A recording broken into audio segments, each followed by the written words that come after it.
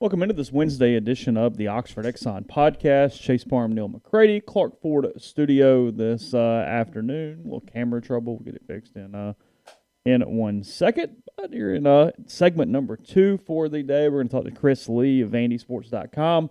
Commodores headed to Oxford for a baseball series this weekend. At least one of the 4 pitchers we expected to see, we've been excited about for a while. Gunnar Hoagland out for the year with UCL replacement, repair, reconstruction. I don't know. I don't really know the detail there. But either way, Hoagland out for the year. We'll see what Jack Leiter's status is. Adam Sparks, the Tennessean, a minute ago, said that Tim Corbin has not made a designation yet, that still says that he is progressing toward pitching, however, would not commit to him pitching this weekend. So we'll talk about that and more with Chris Lee here in a little bit on the show. A show brought to you every single day by the Oxford Exxon, Highway 6 West in Oxford. Get the Speed Pass Plus app, download it, use it, earn points, and when you earn points, you save money. There with all Blue Sky locations in Mississippi. Also get your $5.69 lunch special every single weekday, 2 sides bread, 32-ounce drink. And again, coming to you from the Clark Ford studio. We are Clark Ford's in Amory, Mississippi. 662-257-1900 is the number. Call it, ask for Corey Clark. Tell Corey what Ford product you're looking for. He'll send you a quote within 15 minutes in business hours.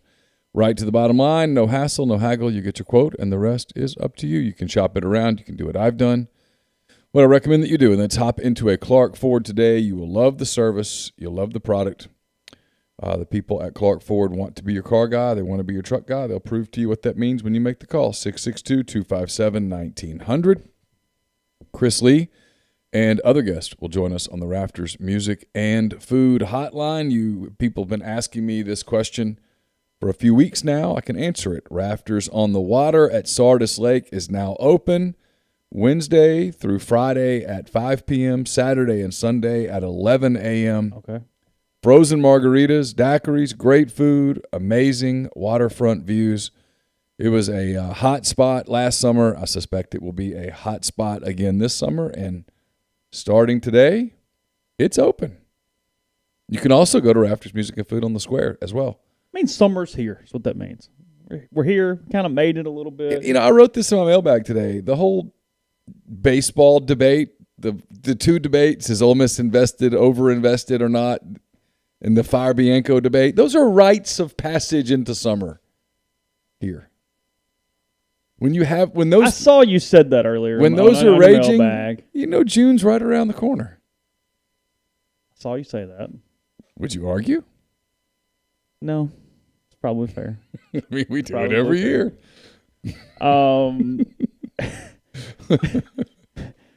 What we also do every single year is criticize the NCAA over something. It's women's golf, so not as much hot water, not a huge deal. But the Baton Rouge Regional canceled today after 2 days of rain.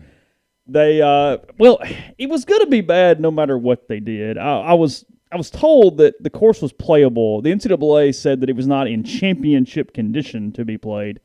There are 18 teams there. Top 6 advanced to the NCAA championships in Arizona. There was tons of rain on Monday. Probably could have got it there yesterday. Definitely could have played today. So those kids sat down there all week. To not hit a shot. To not get a shot. And for 12 teams, their season ends. Like that.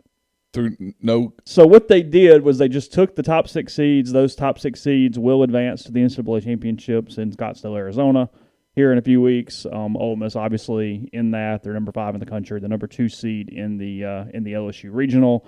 Alabama and LSU, other SEC teams, also that are in that regional. Could they not have played this weekend? To me, it's not a very tight squeeze that you would have time to do that. Yeah, I don't know why not. If it was going to be held to 1 round or less, there was no really good answer because, frankly, 1 round screws the favorites. Because in golf, anything can happen in 1 round of golf, especially on a wet course where it's kind of whatever. And you're supposed to play 3 rounds? Yeah, 3 rounds. Well, then why not do 1 today, 1 tomorrow? Or even 2 tomorrow. Or 2 tomorrow. They can play 36 holes in a day. It's not going to hurt anybody. You know where I'm going to go with this. You finish your thing, and then I'll do that's it. My point being... It's the shitty thing about being old is that your takes, even though they're right, are old. The team screwed the most. Houston, Miami, and probably Mississippi State. Probably the 3 that are looking up today going, oh, my God, it was right there, like in the rain and the whatever. No, they could have played. Definitely just threw a towel in today. Like I saw Beth Ann Nichols, really good golf writer. She's there. The Miami coach had walked the course and taken videos of the holes, and there was no standing water. It was playable. Go ahead. That's what really bugs me about the NCAA. It's a consistent thing. I sort of go to my Tim Corbin rant when he talked about Ole Miss and Arkansas. And he said to friends, he didn't say this publicly, but he told friends, are we in this for the student athletes or not? Because we say we are. Is that really what we're in it for? Because if you're really in it for the student athletes, you don't make those girls sit down there and then send 12 sets of girls home without getting to compete. Yeah. If you're really in it for them, not for the money, not for the budgets. Because if you go, hey, we're going to just expand this thing out a couple days, who says no? I mean, Chase, I don't play golf. Yeah. I'm not a governing person, and I can come up with the solution right here in no time flat. What it tells you is they don't give a damn about the kids. That's why people like me look at them and go, you're the biggest bunch of hypocrites in the world. You don't care about the kids. And when I say that, don't get me wrong, I'm not talking about the athletics directors at Ole Miss and Mississippi State and LSU, et cetera. I'm not talking about that. I'm talking about the NCAA governing body. They don't care. They don't care about the kids. I read it was either your tweet or you were retweeting somebody. Yeah. Girls in tears. Yeah, Beth Ann Nichols, her tweet. The tears should be because we came a shot short. Or tears of joy because we pulled off the upset and we're going to Arizona. Well, the tears should not be because, well, they just said that the course can't be played. Screw it. Go home. Season's over. After sitting around in hotel rooms, I'm sure having to play all sorts of COVID grab ass over the course of the last few days just for the theater of the NCAA crap. Oh, they get up this morning being told they're going to play. It doesn't rain anymore, and they don't play. I mean, come on. Because if you really, like you said, if you really, really cared, I don't know logistics exactly, but even if that course goes, hey, you've got to get the hell out of here, somebody will take you. I don't know, figure it out. Just call somebody down the road. Just play the tournament somewhere. I mean, at the end of the day, nobody can go, hey, well, we got screwed because they made us play golf. Well, no, that's kind of the point of you going and doing this wherever you do it. They've played golf in weird conditions before. They're college golfers. You don't think they've ever played with a wet course? Yeah, I would have had more issues with just one round than even making them play multiple days in wet conditions. Yeah, I mean, that it's an outside sport. It rains. It's windy. I mean, you don't have a situation where they go, hey, you know what? The wind's really up today. We're just going to call it off. Don't worry about it. We'll be out here tomorrow when it's a little more pristine for you guys. Well, the next time you rope me into something, if it's even a brief wind, I can't play in these conditions. Give me a break, man. Come on. The kids earned the right to play. The girls, the women, the young women, whatever term you want me to use, earned the right to play. Am I right? They earned the right to play. Not everybody gets to go. I get that it's an NCAA event. I get that they make the decision. I'm doing this in quotes. They would be playing golf today if LSU was the 7th seed and not the 1. My opinion. And you might be right, but that's where the NCAA should be able to supersede that. Yeah, I agree. The NCAA should be able to go, no, we're playing. Because these kids, correct me if I'm wrong, you have to earn your right there. Of course, yeah. Feel bad for the kids from Mississippi State. What were the other schools? You know who I feel bad for? I feel bad for the kids like the 16, 17, 18 seeds. They weren't going to advance, but this was their Super Bowl. Yeah. This was what they got. This was they won their conference tournament for. This is what they like. Quinnipiac was in it. All the days that they went and played golf. Where is Quinnipiac, by the way? I have no idea. I don't know. I feel like we've looked it up before on the show. All the days that they've gotten up and gone Connecticut, and played. Hamden, Connecticut. Connecticut. You think they played some cold golf? Yeah. All those days that they got up and froze their asses off to go play golf, to get ready for this, and you get it taken away? It's BS, man. It is. Not about the competition. It's not about who wins. It's not about that. That's my problem with the NCAA and its complete hypocrisy is that all they talk about is the student athlete. They bring them up at the NCAA tournament. First, we're going to have Coach Smith from Rhode Island. He's going to speak, and then we'll hear from the student athletes. When they're done, all questions should be directed for the student athletes. will I get back to Coach Smith after we've dismissed the student athletes, because presumably they have studies to attend to here in the arena, and we want to make sure that we get them back to the hotel where they can resume their academic endeavors. Yeah, look, the cutoff was probably after State was the 12 seed, and after that, I don't see any of these teams making the top 6 or having much of a chance. But no, this was their Super Bowl. Tulsa, Sam Houston State, Kennesaw State, East Tennessee State, Jacksonville State, and Quinnipiac. They rounded out the field. Yeah, the kids from Jacksonville State getting to play at LSU in the NCAA tournament it is their College World Series. That was the goal. They were there for that, and they dreamed of, hey, we can be Cinderella. You know, Oregon State's the 7 seed. They don't advance because they missed a line when they were just doing a bracket 2 weeks ago. They'd earned the right to compete for it. Yeah. Bama just slipped in right there. They did. They'd earned the right to compete for it. Where one of two things happens. You either earn it or you don't get there. And either way, there's closure. Right? Of course. So, anyway. A couple weeks, I think, prior to the NCAA tournament. I don't know how many teams advance. It's like 24 or something.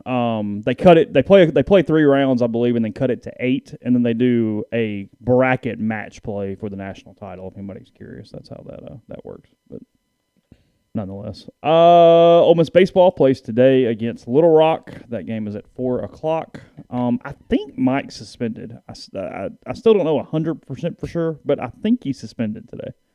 After getting thrown out on Sunday in College Station. So we'll all find out together, but I think that's the case. So if they lose, we can fire somebody else? Well, who's the coach going to be, Clement? Lapp has typically looked like the head coach when this has happened in the past. Okay.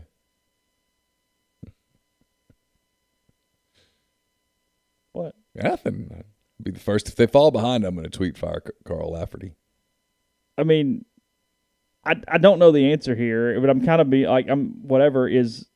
will Mike still do the post game? I would hope so. I'm asking. It's a surely, but I'm just talking. Just you and I right here together, just having a conversation. It would be an out for him. Well, I didn't see the game. How could I possibly talk about a game that I didn't see?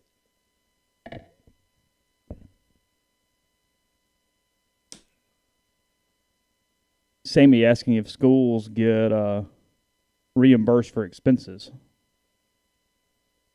Fair question. Yeah. If I'm Quinnipiac, I'm sending a bill to somebody, I'll tell you that. Somebody's paying for this thing.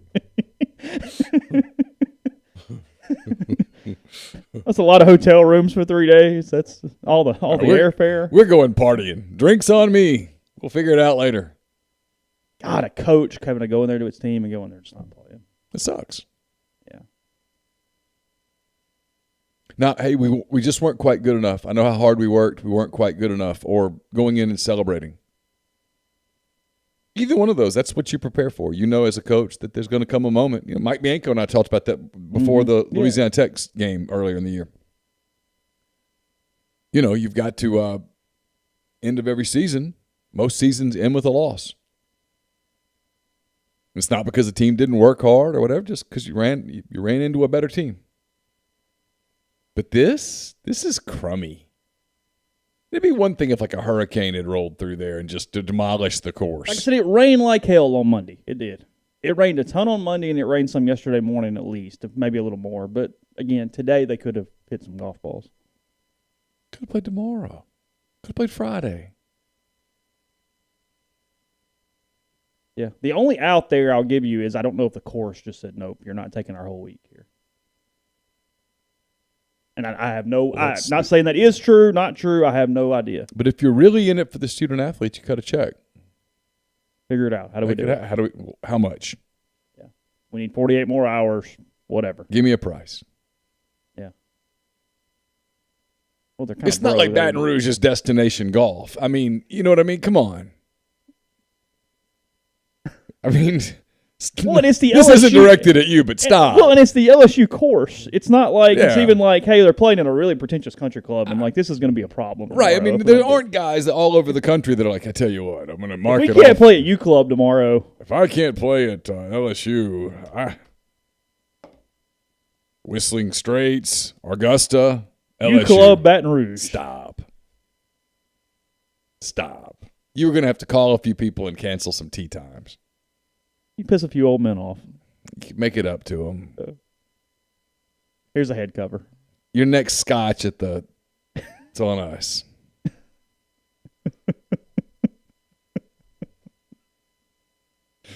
I'm sure, Ginger, that Baton Rouge is very lovely this time of year. I don't doubt that at all. I do question destination golf, Baton Rouge. That one, it doesn't quite roll off the tongue. I feel bad for the young women. I do. I genuinely do. I don't feel bad for the team that whatever. I feel bad for the young people that worked all year for a goal, achieve the goal, and have the goal taken away. It's not the same as the teams that aren't advancing, but you even feel bad for the good teams. Of course. They still want to go play. Yeah. I mean, had you told Ole Miss, hey, you guys can go and just play and we'll see what happens, or we just go sit in a hotel room for 3 days, now let's play. Let's play. Yeah. Let's show people how good we are. I mean, right? Yeah. I mean, you wrote the story about the girl talking about how they they went to the chipping green and they noticed them, and yeah. Let's go. Let's go play. Let's go be Billy Badass today. Well, yeah, even Ole Miss this morning, I'm sure, got up going, no, it's 18 holes. We'll just win the 18 holes. All right, let's go play. Yeah. Fine, whatever. Let's go finish first. Yeah. But they get to play again. Again, you feel really bad for the other teams. Of course, I feel really bad for no joke. I mean, I feel bad for the people at Quinnipiac and Jacksonville State and the other schools that got screwed. I do. I mean, I don't really. The coaches still get paid and stuff, but for the kids, the clock ticks. This might be your last opportunity to play golf competitively for your school. Yeah. For some of those kids, I guarantee you that happened today. 100%. It ended today. Not because you shanked your tee shot off 14, and not because some girl at Ole Miss drained a 40-footer and knocked you out. Yeah, they needed eagle to win, and by God got it. Yeah. I mean, you want to lose that way, where you're like, hey, if I'm going to lose, she's going to have to knock. Well, I mean, down Ole this Miss 36. men with Malloy a few years ago, they missed going to nationals by one shot because a Kentucky player made it from like 150 yards on 18. Yeah, sunk the approach and was like, what the hell? And it happens. Competition, right? I mean, competition. Yeah. And you'll tell that story for 30 years. Yeah. We were right there, but this son of a bitch. Yeah. Yeah. They tell the story like, we saw it coming now it's down. like, well, we wore our mask in the Hampton Inn for 4 days. Played some ping pong. So we couldn't play golf. Yeah. So we flew back to Connecticut. Yeah. That's crap. Yeah. We're going to talk to Chris Lee coming up here in a few minutes. Plenty of baseball again. Vanderbilt in town facing Ole Miss this weekend. Jack Leiter's status, obviously the big thing for Vanderbilt as they move forward. So we'll get to Chris in a second. First, tell you about Community Mortgage. Oxford, Memphis, Soto County, and Chattanooga. Underwriting and processing is done in Memphis. They're getting local underwriting and understands your market. A leader in condo financing, the float down option, and more. You can find Jason at 662-234-2704 or JLOWE at communitymtg.com. Join Coach Lane Kiffin and the Ole Miss Rebels in the vault this season.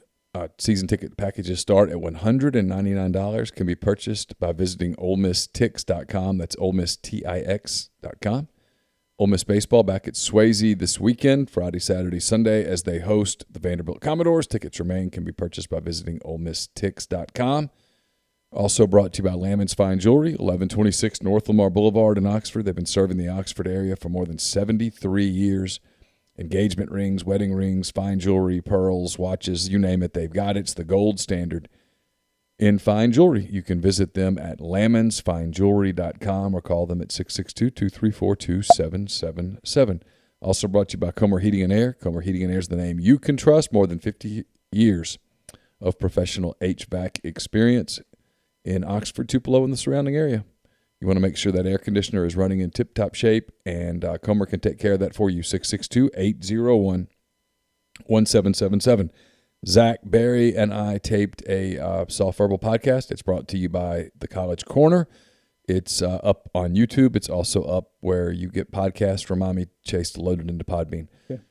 It's brought to you by the College Corner, 2 locations in the Jackson area, one in Ridgeland, one in Flowood. You can also go to collegecornerstore.com and find them on Facebook and Instagram. So whether you're tailgating in Oxford or home gating with friends and family, the College Corner has you covered for game day, the largest selection of Rebel gear in central Mississippi. Podcast also brought to you by Tyson Drugs. Tyson Drugs in Holly Springs, G&M Pharmacy there on South Lamar in Oxford, 662-236-2222. They deliver locally in the Oxford area. They offer MedSync for your prescriptions the same day each month and take care of you one trip to the pharmacy or one delivery there from G&M. So again, find out what your community pharmacy can do for you. 662-236-2222. Go to, give us a second, go to Chris Lee here on the Rafters Music and Food Hotline. So you told me to get him on Skype, That is right? correct, yes. All right, let's see.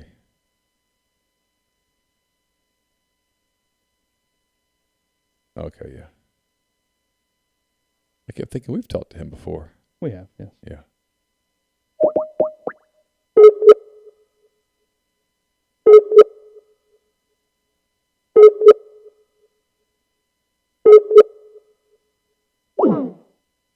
He's not online. Okay, we'll give him a second. Yeah, we'll give it a shot. It's all good. I'll send him a text. Okay.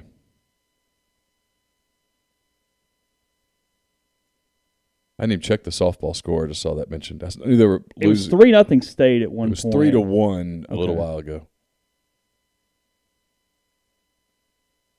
It is still 3-1 in the bottom of the 7th, so it's last half inning here for the Rebels. Is this a single elimination tournament? I believe it is, but I'm not 100% sure. Ole Miss is safely in the NCAA tournament, however, though, so their season is not over here. They will be a 2 seed, I would assume, next week somewhere. It looks very dry there. I'm surprised they're able to play the game. Where did we say they were? Tuscaloosa, right? Yeah. I mean, the sun's not bright. Conditions don't appear to be perfect.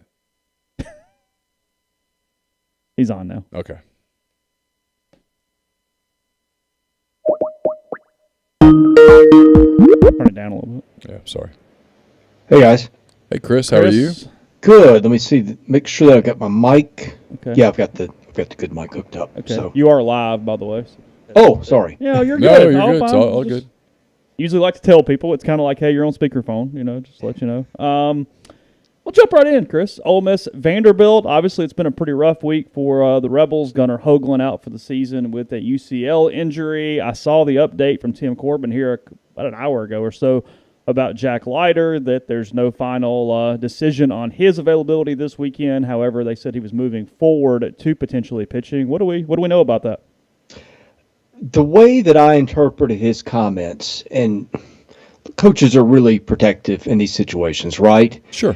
It sounded to me like he was optimistic that he could pitch. I detected a little bit of optimism in his voice. Now, other people took that differently. Apparently, the Hustler writers, their first take of it was a little more pessimistic. But I went back and listened to it again. And by the way, people can hear it. I've posted it on the front page of andysports.com. The YouTube video is free. The first minute or two or first few seconds of his answer cut off, but you can hear it for yourself.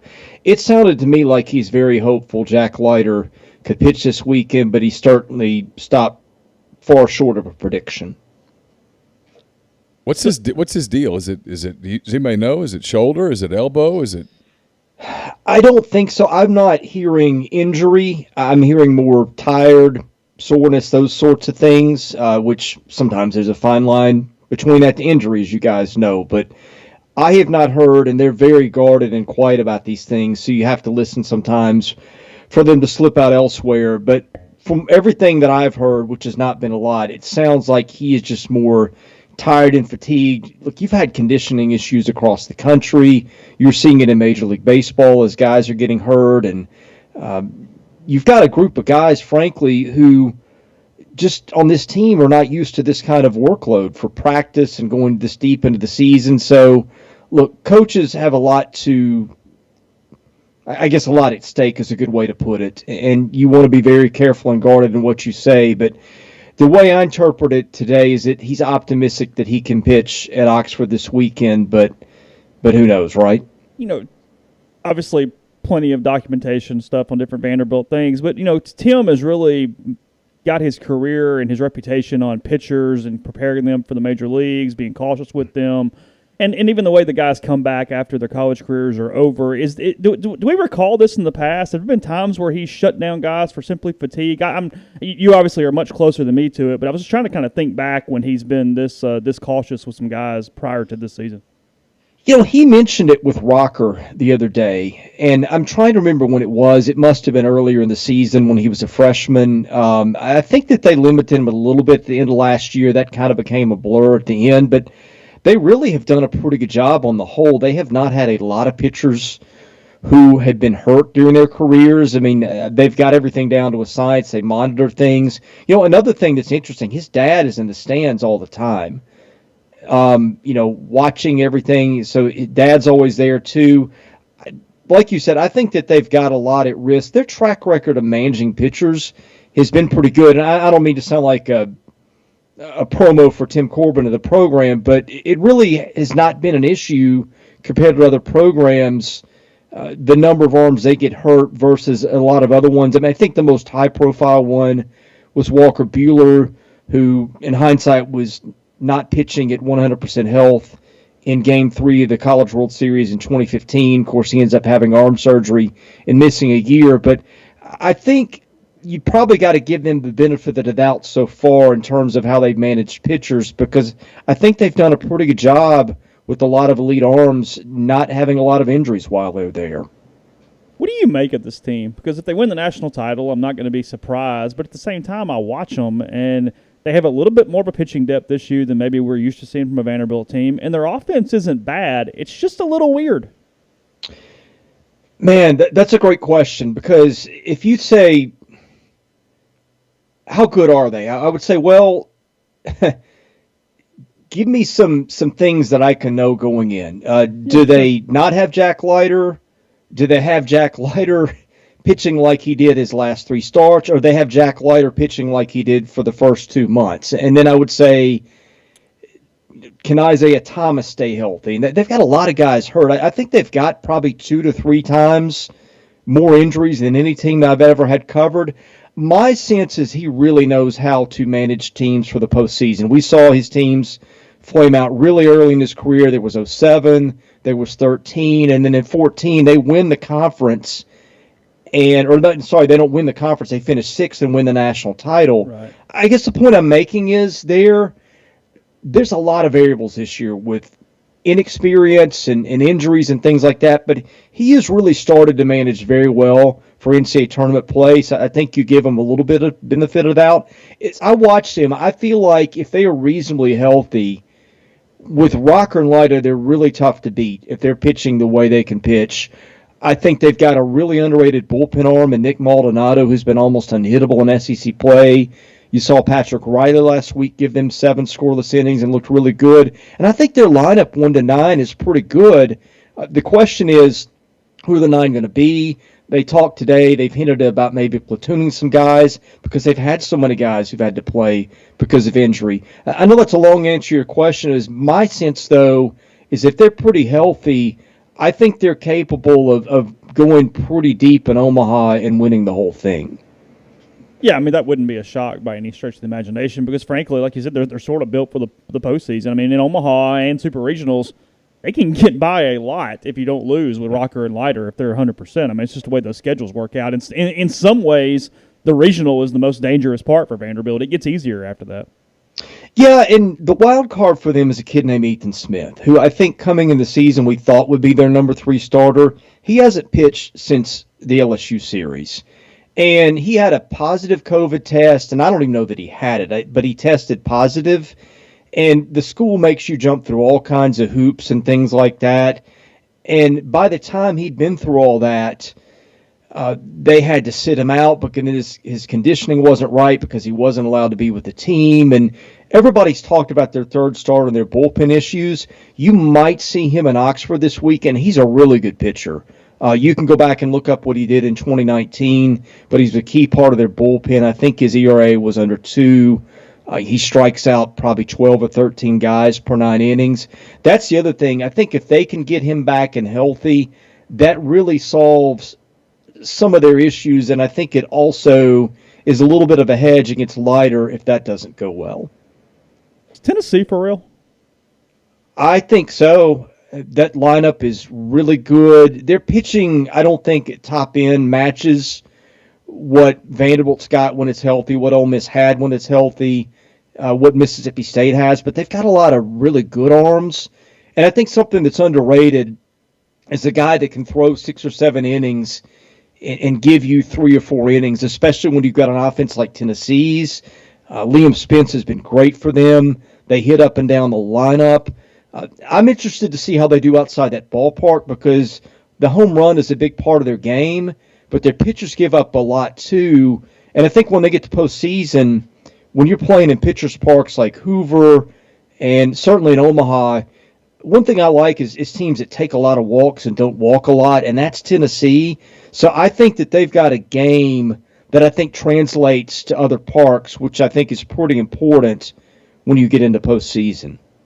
I know we're just bouncing all over the place, but I'm just curious. You like SEC baseball as much as the next guy. Tony Vitello, in 2 years, he is the head coach where? Oh, man. LSU's the one I wonder about, and A&M too. And I think A&M is the one I wonder about if they can't get a big name inside that state, if they can't talk like a Tim Tadlock and jumping over to College Station. Yeah, but let's play counterpoint here. Sure. Tennessee's been pretty bad for a dozen years before he took over. He can really recruit. I mean, he did that at Arkansas.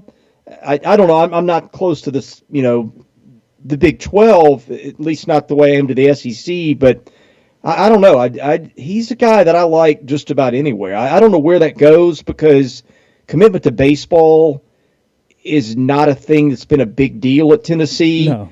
But they also haven't drawn 5,000 people like they're going to draw this weekend. So I'm really interested to see how that plays out. Yeah, I can't see him being there in 2 years. He's a hell of a program builder. I don't know what it looks like down the line, but it just feels like, there's probably going to be 2 openings in the West this year. Like I said, does that open up a carousel a little bit? I have to think he's the main candidate to be at multiple job openings. Because here's the deal too. I don't know how long Van Horn's going to coach, but Vitello's probably the favorite to replace him whenever that is. Yeah, that was the next thing I was going to say. Van Horn, I don't know what his age is, but he's not a young guy. He's been there a while. And I think Vitello, having been there and having done what he's done, certainly that's a better baseball job than Tennessee. No disrespect to Tennessee because it's been good. But I think you have to take that job if you're him and you're offered. Yes. Yeah, you do. We debate it. We don't even cover Vanderbilt. Who you taking one if you had to pick? Would you take Leiter or Rocker? Man, a month ago, I would have said Leiter, no hesitation. But here's what's going to be interesting, guys. Rocker, his game, I'm not going to say he caters to the postseason, but when he gets in NCAA play, he's taking it to a different level. I think right now I say Leiter, but I think that's going to be really interesting if both of them are close to full health in the postseason because Kumar really turns it up a notch when it really matters. But who's the best pitcher over a 6-month stretch? Because the Major League Baseball season, you can't get super amped every single start. You won't make it. You got to go pitch. I think it's Leiter because he's got more pitches, but Kumar's got better control right now. And again, I don't know how much of Leiter's is just not being 100% because that tends to make your command and your control falter. But look, they both got premium fastballs, right? And when I sat and watched the no-hitter, and I sat right behind home plate because they're not letting us in the press box right now, and that really turned out to be a blessing that day. Because of science? Because of science, okay, yes, good. Neal. Making sure.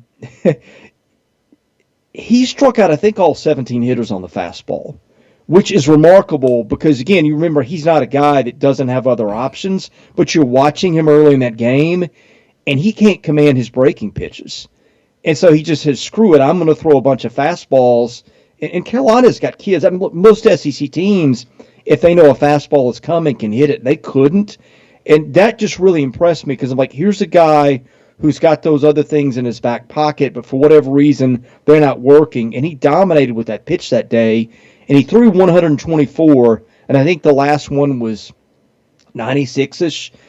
To me, that just was really special what he did. I think that when in doubt, I lean to the guy that's got more pitches. And with Rocker, he's got that changeup that he can use sometimes, and sometimes it looks really good. He just hasn't had to. When you're dominating everybody with your slider and your fastball, and national titles are at stake, right now I think you're wise to use those, and those have been so dominant he hasn't had to use the changeup. But I think the thing that's made it interesting is the fact that he does have the ability, I think, to throw more strikes over the course of a season the lighter's shown so far, and the fact that he's got that other pitch in his back pocket. And when your fastball and your slider are that good, if your changeup's decent, I think that's enough to get you there. And then adding the cutter to it, which he's done, I don't know. I think the gap, I would have said a month ago again, I would have said lighter, and I would have said it decisively, but it's gotten interesting because I think you're seeing that narrow a bit. I just coughed, by the way. In the event that you get sick in the next couple of days, you can sue us because there's no telling what just happened. You've always got to be careful. You do. I see them every day. I've been so close to them, the warts and all. What do you make of this Ole Miss team from afar? I look at it, and the SEC record doesn't make sense to me because they hit up and down the lineup. There's so much power there. They've got good arms. I mean, I know Hoagland's not an option anymore, and you hope Nikhazy stays healthy because he's been so dominant. But I don't know. To me, I look at it, and I think that's a better team than the record. And I have an Elko out too. I mean, my goodness, that really has killed them in some ways. I think it's a really good team, but I think I have the questions now without having your ace, because I think with Hoagland and Nikhazy healthy, to me that's an Omaha team, and I want to see if they've got the other arms who can step up now. But to me, that lineup is really scary. The lineup has been much better than, frankly, people ever given it credit for. It's been a little inconsistent at times, but I think they lead the SEC in OPS. And just looking at it, it's not like they have like a top 2-round pick. I think the whole dang lineup's back next season, like 1 through 9. Well, if that's the case, then they're really scary. Again, I don't know what those guys are as pros, but that is a great college hitting lineup. Yeah, I mean, at this point, you have to at least assume Elko is considering coming back. I mean, he didn't. Yeah. He didn't get the. He's got time still to get the surgery, get healthy, and all those things. But I do wonder a little bit. I mean, it feels like there's a decent chance he does come back. So we've got you on just to ask you. I know it's Vanderbilt, but Clark Lee in his first off season as Vanderbilt football coach. What's going on across the street? Before you answer that, I'd like to know what did you and Derek Mason give each other as Christmas gifts this year? Strangely enough, that didn't happen. Really? I actually like Derek. Yeah. I never disliked the guy. I just thought he was in over his head. And you guys know this. You got a job to do. And it's not explaining away for a coaching staff. I don't know that he necessarily understood that. But I wish him well at Auburn. I think as a coordinator, that's more in his lane. And I hope it works out for him. That was a very diplomatic answer there. That was. You got along with him better than Houston got along with me? Is that what you're saying? It was maybe. I mean, I genuinely, I'm not trying to be diplomatic. I don't dislike Derek. I think he's a nice guy. I think he's a good guy. I just think that when you get in the situation where you're in over your head, and I may or may not say that applies to some other people there now too, it just kind of magnifies your insecurities, and that just makes for a really bad situation. So what about Clark Lee? I interrupted Chase's question. That's I'm all right. sure it was going to be a Pulitzer Award-winning question. He had prepared for it. He was looking at his notes. He was ready to roll. What do you think? I think he's got a chance because I think he approaches it a lot like Tim Corbin does. And with Corbin, they manage the details. Watch them this weekend when they do the anthem and just watch how that is done. And think of that applied to every single corner of your program. And I know people talk about the scholarships and things, but that's why they win. It's because he's thought of just about everything. And I don't know that you can carbon copy somebody. I mean, certainly people have tried to do that with Nick Saban, and it doesn't work. And so I don't know that Clark can do that. I think there's only one Tim Corbin, but it's the model that I think you emulate, and especially a place at like Vanderbilt. I think his talent is really bad. I've seen some bad Vanderbilt football teams. I don't ever remember seeing an SEC defense in a long time that was as slow and as inept at the point of attack as the bunch that he's getting back. And we couldn't see the spring. At least I didn't get to go into the scrimmages that much or not at all. I got to see the spring game, and they give up 68 points in the spring game. Now, you know how that goes, right? Sometimes you've got a receiver who's dominating, and you've got a freshman DB out there who isn't going to be playing, and he gets torched a few times. And so I don't take too much away from spring games in that regard. But what I saw was a defense that looked a lot like the one that I saw last year. I think they've got some building blocks on the other side with Seals and some receivers who can make a few plays. They're not great athletes, but they can catch the ball. But I think, to me, that defense, there's as little talent on that side of the ball as I've seen in a while. And I think it's going to take him a few years if he's going to be able to turn this around. They got any running backs that Chase can fall in love with for a couple of years? Any Ralph Webbs running around over there? Well, they got a kid who transferred from Temple who was a freshman All-American. Hey, here we go. You know how I love Larry Rose III, so this is like right up my alley here, Chris. Yeah, Let me get comfortable. Who are we talking about? Ramon Davis. All right. He's a starter. Is he gonna carry the rock? I think he will. He's a little bit of a bowling ballish type back. He's about 5'9", 215. So. I can feel the heat coming off Parham right now. Yeah, because like Benny Snell was too mainstream. Like that was too much for me. We need somebody like this. Okay, you say that though. Seriously, like the ceiling still under Lee or in any type of anywhere near future, it's still just find a way to 6, right? I think so. I said for a long time, I think becoming Ole Miss, I think should be a goal for them. Where Ole Miss has been a program that most years, unless it's just disastrous, is in a bowl. Sometimes it makes it really interesting. It's hard for me to see them ever getting to a level where they are, just going to bowls every year and competing for the East. I just don't think that's realistic. But I also would have said that if you told me the day that James Franklin takes over, they're going to finish in the top 25 his second and third year, I would have just said it's time for you to go find mental help. But he did it. So the wild card is the Chancellor. They have just made a public commitment of $300 million to sports, which is not something at Vanderbilt that's done ever. Most of that's going to football. I think that's a sign that they are at least willing to give some thought to caring about it. And I think they've got a lot to do behind the scenes. Their players still don't get priority registration and a lot of stuff to me that's just obvious that they've got to get done. But for once, at least you got a chancellor who cares. And I think when you have that, I think it makes probably success more possible than at least it's realistically been in a while. What are they doing with the football stadium itself? Is there any talk about down the road, hey, we've got to address this, or are they stubbornly committed to it? After the season, I think what you're going to see them do is they will tear out the closed end zone. They're going to put in a football operations building, and I think eventually they will do some things like chairbacks on the stadium. That's not in phase 1, but the first thing they're going to do is they're going to remodel that part. It'll shrink the capacity, I'm going to say, down to about 30,000. I know you got some room in the other end zone where it's open, and I think they're going to put in some temporary luxury suites or something along those lines to where they can charge some big money and give people a pretty good view of things. I've heard eventually that they might put in a suite on the opposite side of the press box, which would also overlook the baseball stadium, so you could use that for both.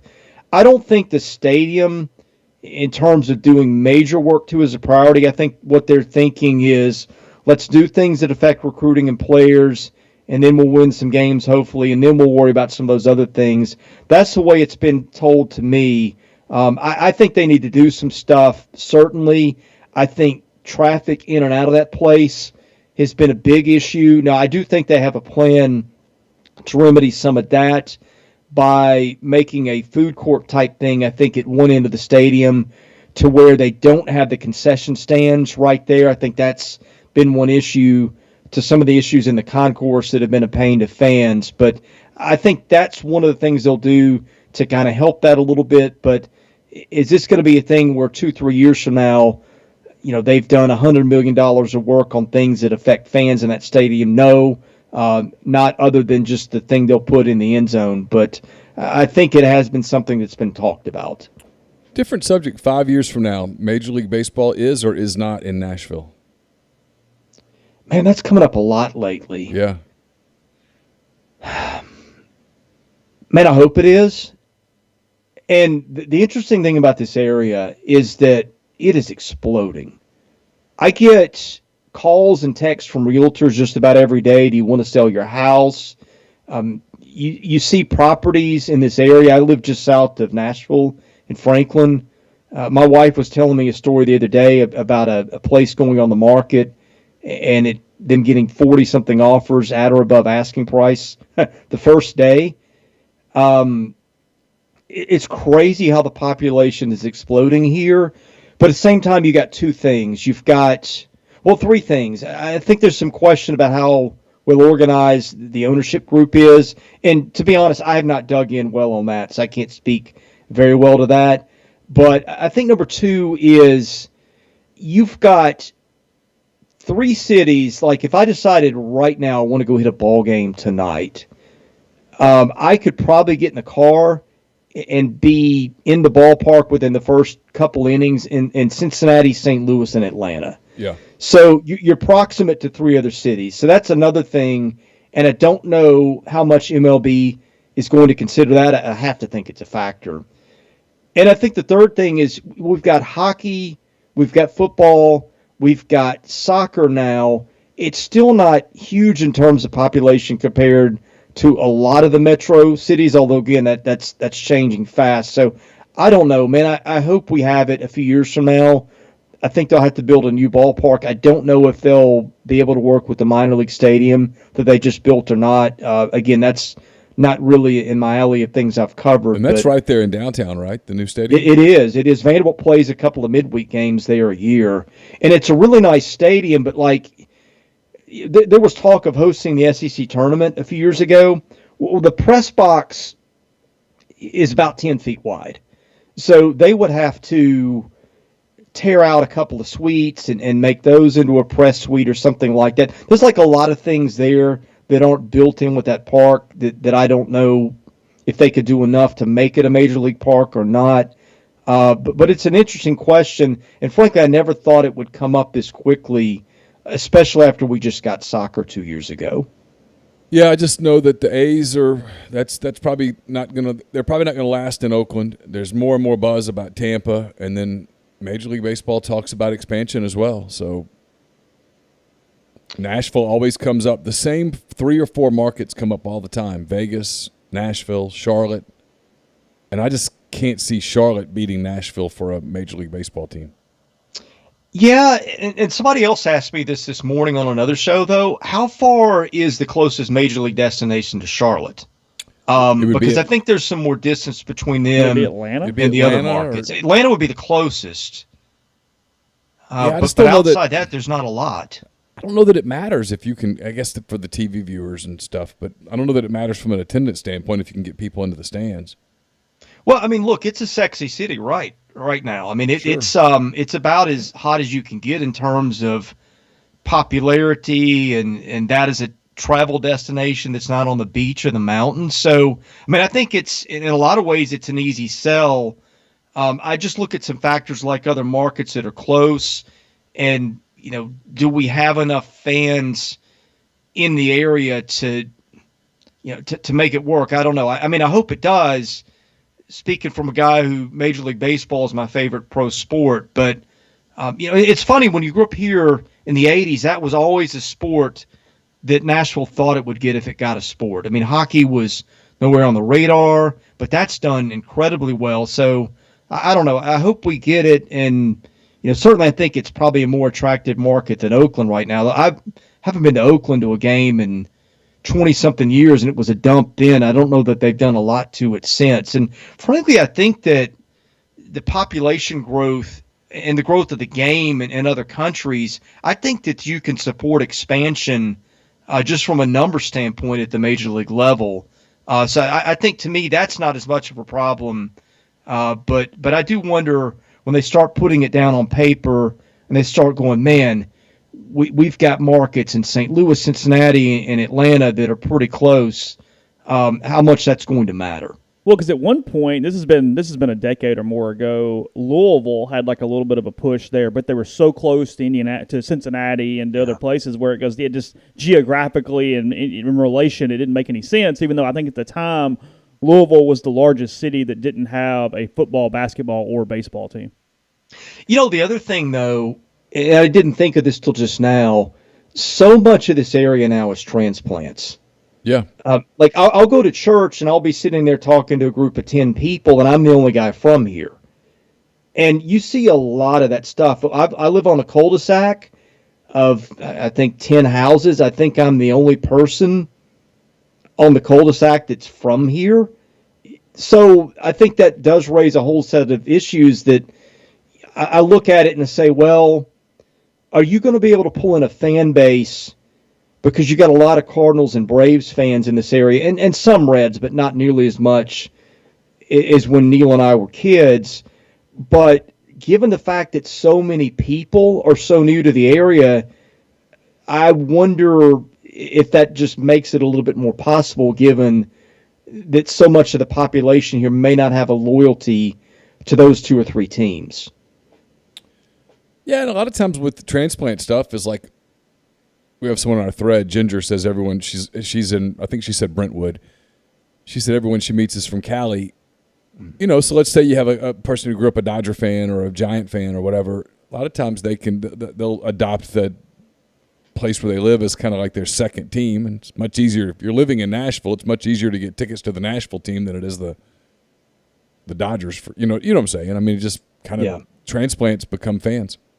Well, and I'm sitting here going, I'm a Braves fan and have been for a long time, and my son and I watch the games together. But if we get a team, David and I will get tickets. We'll go to a lot of games. We'll certainly cheer for Nashville. I might have a hard time switching allegiances, but I think also, a decade from now, it's hard for me to imagine a team in my own backyard that's not my favorite team too. But to what you said about California, my barber, I was speaking with him the other day, and it's anecdotal, but he said, man, I cut hair of 10 people every day that just moved here from California.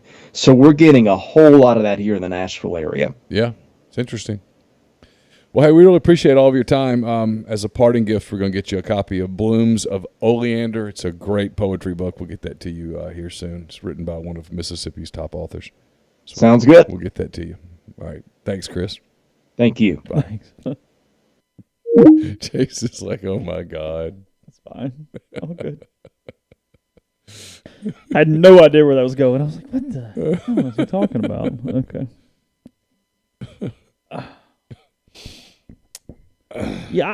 Tales of loves lost and found, as well as lessons learned along the way, are included on each page in excruciating and inspirational detail.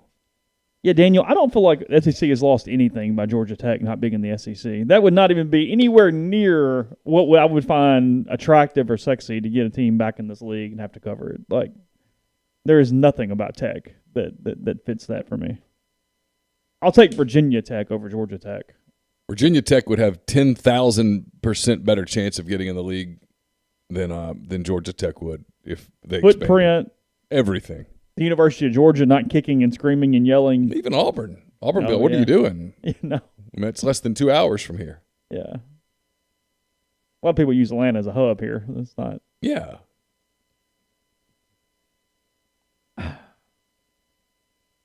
It does. I mean, I know it's a dust statement. It's Ole Miss losing 2 out of 3 over the weekend. It's Hoagland. It's the, as you said, the rite of passage into the summer that we are having.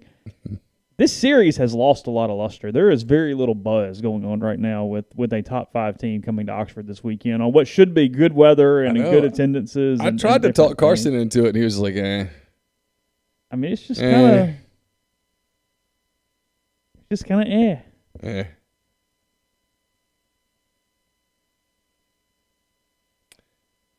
A lot of it is just because you get yourself excited for,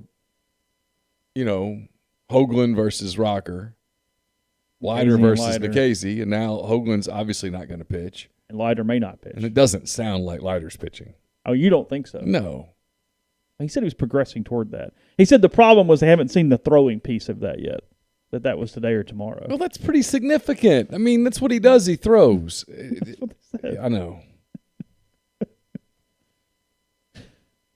So how long is he out? What do you think? I did say Corbin did go so far as to say it is not an injury. Okay. So whether to believe him or not is up to you, but that's my guess is is very strong. My guess is he pitches next week. Think so? Yeah, and then that way, if he throws a couple innings in Birmingham, so be it. Leiter wants to pitch. Today and tomorrow will be good indicators of that. We're just waiting on the throwing piece before we decide. He needed some time to recover from throwing over the past 6, 7, 8 weeks. He called it fatigue and then added that Leiter had not suffered an injury or illness. Is it dead arm? Kind of like pitchers go through in spring training? And he hasn't said if it's arm or something else. Always first and foremost on your mind is keeping his health. How other people view that is up to them, said Corbin when asked about MLB scouts' potential reaction to the condition. There's not much you can do about that. You want to preserve the kid's arm and put him in a position of success, both for him and Vanderbilt moving forward. What Corbin said. Okay. Well, if you say it's not an injury, you put yourself on the record as, hey, there's no injury. Yeah, that's what he said. And so if there is an injury, then it really looks bad. You have a problem at that point. Bad later. Well, it wasn't an injury at the time. And if it's dead arm, usually major leaguers sort of push through that a little bit carefully. They do back off. He's not looked great the last 3 weeks. No, he's if you watch good pitchers in spring training, they get shelled midway through, almost every time. You start seeing these 14 to 11 games in spring training, it's because all the pitchers have dead arm. Is the lack of a season last year and no summer causing that type of impact on this? Could very well be. Everybody's facing some stuff right now. Well, they lost some of their endurance. If you run and you run and you run and then you quit running for a while, you have to rebuild the running endurance. I know it's because of their draft stock, so I'm not really even criticizing or complaining or trying to throw shade or anything here. But when you look at the actual stats, what both these guys have been this season, especially in league play, look, they're damn good, but it's not unprecedented. Like you keep seeing, this is the best duo in baseball history, and it's like, No, it's the draft stuff that's doing that. Frankly, Wicklander should win SEC Pitcher of the Year over these two guys. I haven't looked at his numbers lately. His ERA's lower. Yeah. He's not going to. I can make a real argument for Doug. I can make a hell of an argument for Doug. In league play, he's been better than either one of them. And I haven't looked at the kids at the top of State's rotation, what they've done. And McLeod's been good. I mean, yeah. It's almost like they all got anointed in February, and it sticks no matter what at this point. That's what we do in media. I mean, we get ourselves on a narrative, and there's no changing. I mean, it doesn't. I don't know. It's not really adding up for me a little bit. What are Wicklander's stats? I'm curious. I mean, he's pitching for the number 1 ranked team in the country. He's been their ace all year. I mean, they're like, what are they, 38-7 or 38-9 or something crazy? Lot. And I think it was league play that I really was curious about. Hold on, I've got it up. And I kind of just threw somebody out Avery there. makes a great point. Who you could really make a compelling argument for pitcher of the year is the Cops kid coming out of their bullpen. Well, that's fair. Who just closes the damn door every time they play. What does he save, like 30 games? I'm being a little bit hyperbolic, but my God. Patrick Wicklander, 1.69 ERA. This is in league play? No, in overall. Okay. Still. 53 innings, 42 hits, 11 runs, 10 earned, 58 to 14, strikeouts to walks. Hadn't thrown a ton. Only thrown 817 pitches. Nothing crazy. In league play, He had 2 bad weeks in league play, which will cause him to not win it. But I say bad. He has not allowed the worst game. His worst game of the year is against Ole Miss. He allowed 3 runs in 4 innings. Yeah. That's it. Otherwise, but everybody that weekend, with the exception of Nikhazy, got hit. Alabama, 1 right? run, 5.1. Yeah, 1 run, 5.1 innings. Mississippi State, 1 run, 5 innings. Auburn, 1 run, 6 innings. Ole Miss, 3 and 4. A&M, 0 runs in 4.2 innings. South Carolina, 1 run in 7 innings. LSU, no runs, 6.2 innings. Georgia, no runs, 5.2 innings. Yeah, I saw some of his start against LSU on TV that day. It's not really the sexiest thing in the world because of the strikeouts and the different things. What's Copp's numbers? Hold on. Curious. Well, they're stupid. But I'm kind of with you, though. But we're just... One of them's going to win, but why? We're going to give the award to Rocker or Leiter, and I'm not... no matter what. I'm not completely convinced they've earned it. Yeah, like Colin pointed out on Twitter a couple days ago that, even from a 1-2 duo, you look at stats, A&M a couple years ago with Doc Sackis and Asa Lacy were better. Yeah. This is something we've seen very recently. Let's see, Kevin Cobbs, 49.2 innings, 0.72 ERA, 7 saves, 83-13 strikeout to walks. Oof. So 83 strikeouts in 49 innings. 1 double, 2 home runs, and a 172 BAA. Ooh, what's his whip? I don't have his whip. Okay. Yeah, I don't know. Not bad. Damn, you make that argument quick. Not bad. Just saying. So, yeah, just a thought there as we move forward. The podcast brought to you in part by Visit Oxford. Visit oxfordms.com. See the events page for everything going on locally this weekend. Friday, 3 and 4 o'clock for the double-decker bus tours. You can sign up for that at the Visit Oxford website or give them a call. And on Saturday, the Velvet Ditch Grand Fondo bike ride, a 20-miler, a 45-miler, and a 70-miler. The Destination Oxford Car Show is 9 a.m. to 2 p.m. in downtown Oxford. And the Women of Worth Market from 10 a.m. to 5 p.m. at the Armory Pavilion. Also, starting here soon in June, the Summer Sunset Series, Music in the Grove, is back in 2021. Each Sunday in June, 6 to 7:30 for that. There are 4 different occasions: June 6th, June 13th, June 20th, and June 27th. Sorry. Oh, you're good. Just spacing out for a minute. All right. Yeah, I was reading. Oh, okay. Reading. Fascinating. We're also brought to you by Pinnacle Trust. They're based in Madison, Mississippi. They've got clients in more than 20 states, advisors in multiple states as well.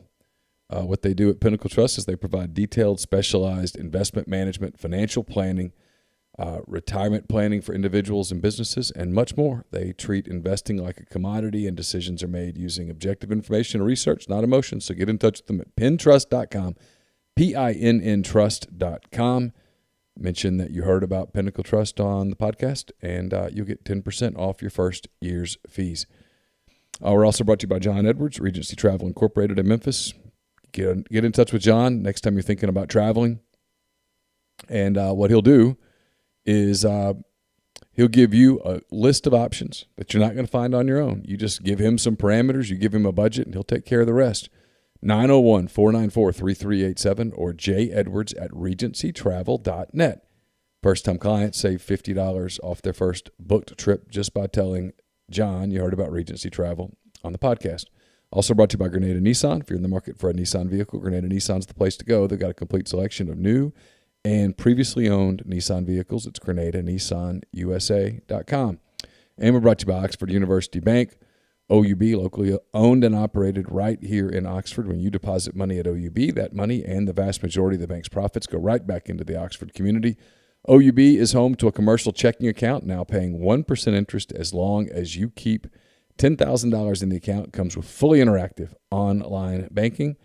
They can also set up any local business to deposit checks from their office and not have to worry with coming to the bank daily to deposit those checks.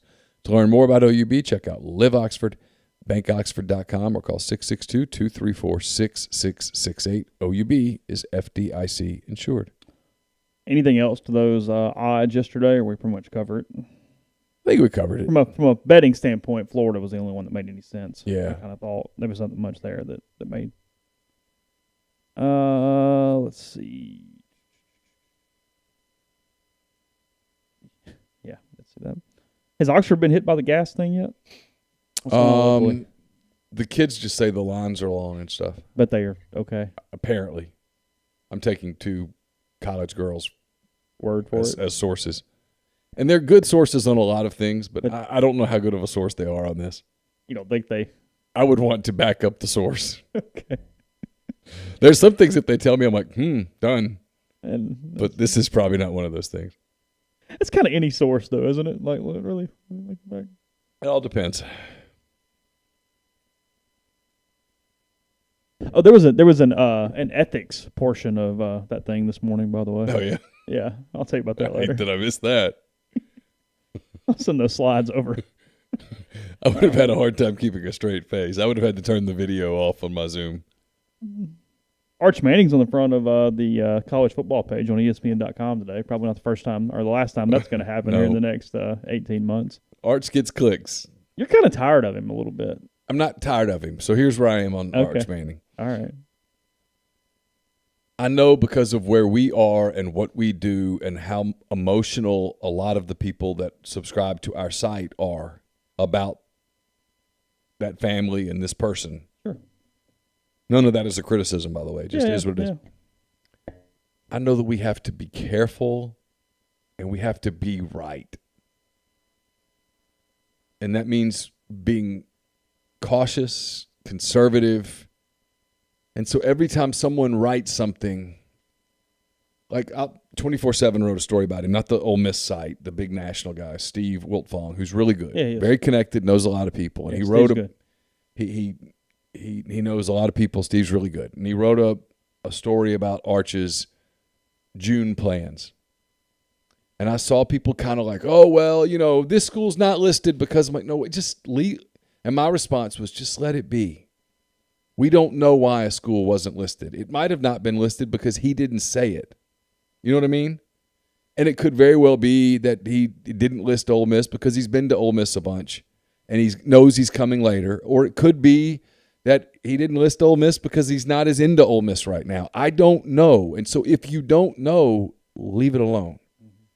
That's what I've tried to say. This is one of those kind of journalism stories that let's get it right.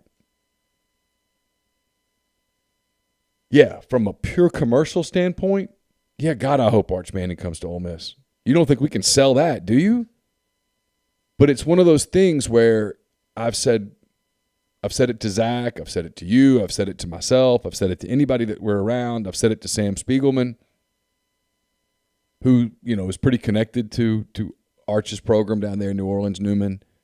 Hey, let's just make sure we get it right. The 2 things I don't want to do is go through this process, what I think is going to be the next 14 months or so. I don't want to go through those 14 months and say, I don't think Ole Miss has much of a chance, and then he commits to Ole Miss. Sure.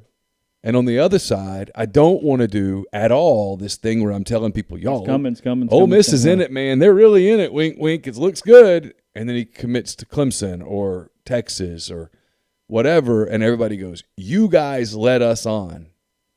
I don't want to do that. And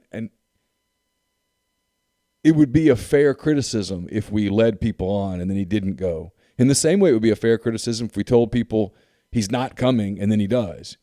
As it stands today, I don't think Ole Miss leads, but it's super early. Frankly, it's too early to worry about it. If he's going to take a whole bunch of visits, he's going to go through a whole football season. He's not going to do anything for another 14 months or so in terms of a commitment. So it's not. I don't think the whole who leads for him matters that much right now. And we'll see. I mean, I think we'll have a much better idea, say December, than we do today. And so while we could milk it and get lots of clicks and stuff out of it, I don't know that it's the greatest business decision in the world.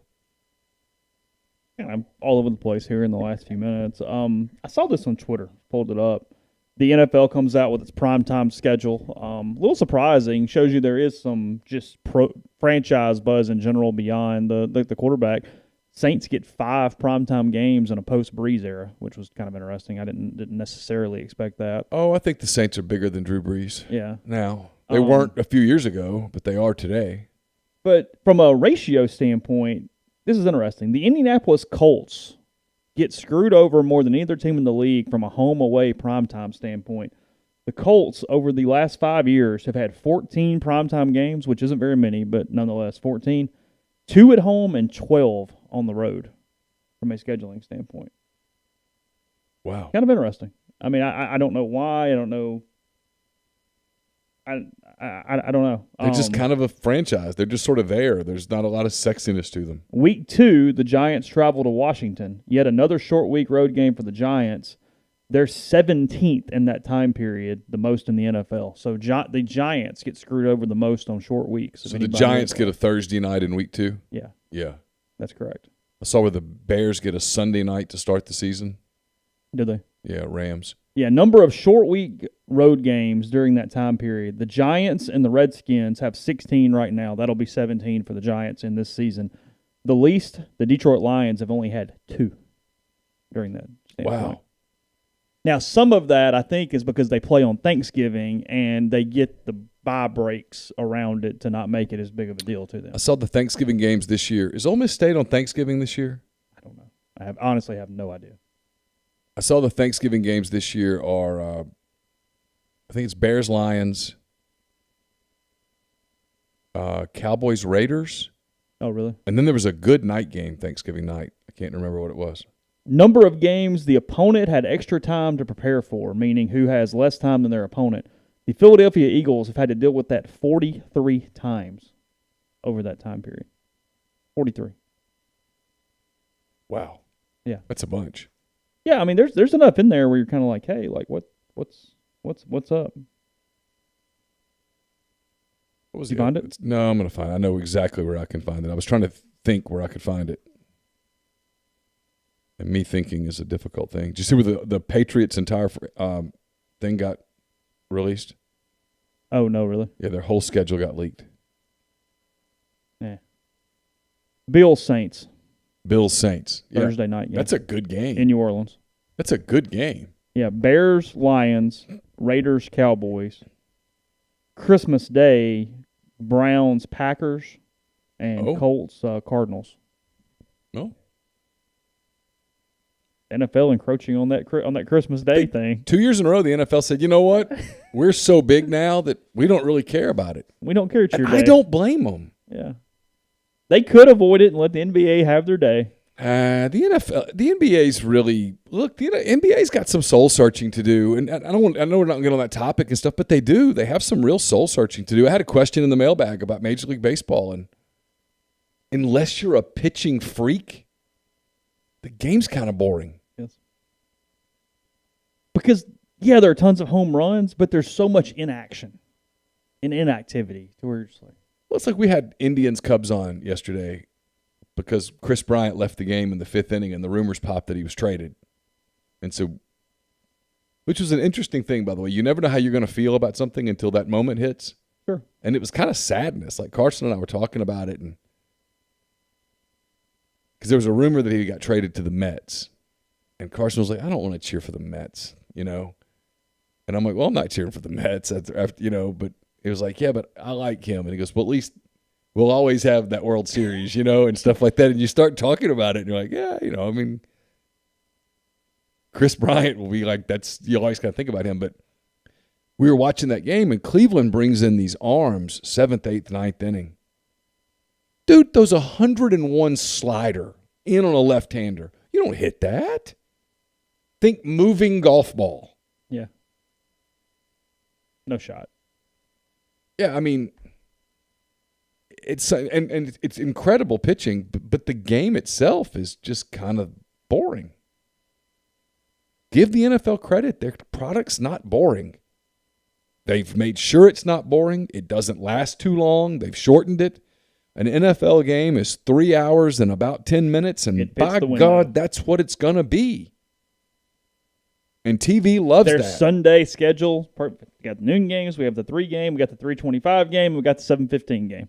Okay, cool. So if you're a casual NFL fan who doesn't get the package, you get steady football. And if you're a hardcore NFL fan, now you're cooking. Well, now you're cooking, yeah, because you get you put your one TV. We're doing red zone. We're doing and then the whole deal. You're flipping around, and it's great. Well, NBA can't match that right now. I mean, Nikola Jokic is going to win the MVP award. I question how many casual fans out there would even know who he was. No shot. Well, that's where we're getting with the NBA, my man. Got to be careful. It wasn't that long. It wasn't that way. Yeah. LeBron's getting a little older. Think about it. Who's winning the MVP? Nikola Jokic. Yeah, no clue. Literally no idea. Yeah, I mean, he should win it. Giannis Antetokounmpo is going to be in the mix, but Know him. But Giannis has won 2 in a row, and Giannis is not really – is Giannis a household name in the way that Aaron Rodgers is? There's nothing the NBA can do out of season, really, to do what the NFL did with the draft. Yeah, sure. Well, they do with everything. It's just all perfect. I mean, they're releasing a schedule today, and it's just like, ooh, this is great. They're going to release schedules, man. Yeah. And you generally know what the schedule is going to look like. I mean, if you're a Saints fan, for example. We've known the opponents for a you've while. Known the opponent. There's a formula, I can tell you. Yeah. And so they're going to release the schedule, and everybody's like on pins and needles about it. That's power. Yeah. Nobody else is doing that. All right. We will talk to you again soon. Thanks to Chris Lee for joining us today. Ole Miss and Vanderbilt this weekend, Friday, Saturday, Sunday. I know the Saturday game's at 4, 6:30 on Friday. I forget the Sunday time, but nonetheless, 3 in a row here in Oxford this weekend. Ole Miss and Little Rock here at 4 o'clock today. The media ops really the more important thing, but Ole Miss plays Little Rock. Josh Mallett's on the mound for the Rebels today at 4 o'clock. So appreciate everybody. Hope you have a wonderful day. It's very nice outside, and we'll talk to you again very soon.